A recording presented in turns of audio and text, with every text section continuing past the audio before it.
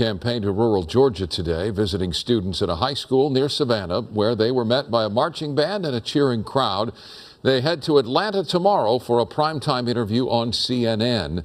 Meantime, a controversy is growing tonight for former President Trump surrounding his visit to Arlington National Cemetery on Monday. Trump attended a ceremony to mark the 3rd anniversary of the bombing in Afghanistan that killed 13 U.S. service members, and at issue whether Trump's campaign violated federal law by filming in a restricted area.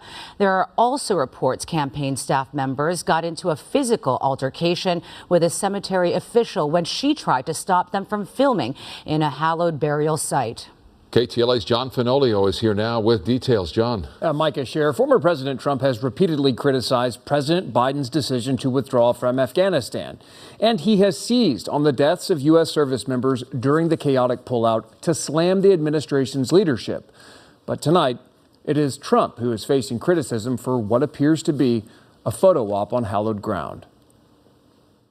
How we doing? Republican vice presidential candidate Ohio Senator J.D. Vance in Battleground, Pennsylvania, defending the Trump campaign following reports of an altercation at Arlington National Cemetery Monday. It is amazing to me that you have apparently somebody at Arlington Cemetery, some staff member, had a little disagreement with somebody, and the media has turned this into a national news story. This is video former President Trump posted to TikTok. We didn't lose one person in 18 months. And then they took over that disaster. It shows him in the cemetery's highly restricted area known as Section 60, which is dedicated to fallen service members from the wars in Iraq and Afghanistan. Trump can be heard comparing his record to the Biden administration as he lays a wreath and poses for photos. NPR first to report that a cemetery official tried to prevent Trump campaign staffers from filming and photographing in the restricted area, which set off a confrontation in which 2 Trump staffers verbally abused and pushed the official aside. Federal law prohibits election-related activities, including photography and videography within Army National Military cemeteries. Vance insisting Team Trump was given permission to photograph the hallowed ground. Trump campaign spokesperson Stephen Chung releasing a statement saying, in part, an unnamed individual clearly suffering from a mental health episode decided to physically block members of President Trump's team during a very solemn ceremony.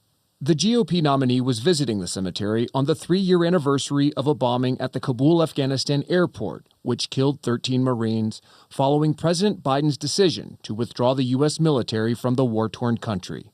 Trump posting on his social media site a photo showing support from the Marine veterans and their families who invited him to the event. 3 years ago, 13 brave, innocent Americans died, and they died because Kamala Harris refused to do her job, and there hasn't been a single investigation or a single firing. And she wants to yell at Donald Trump because he showed up.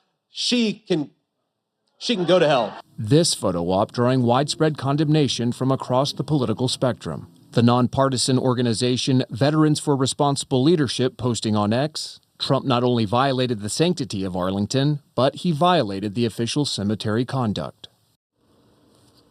The Trump campaign has denied there was any physical altercation.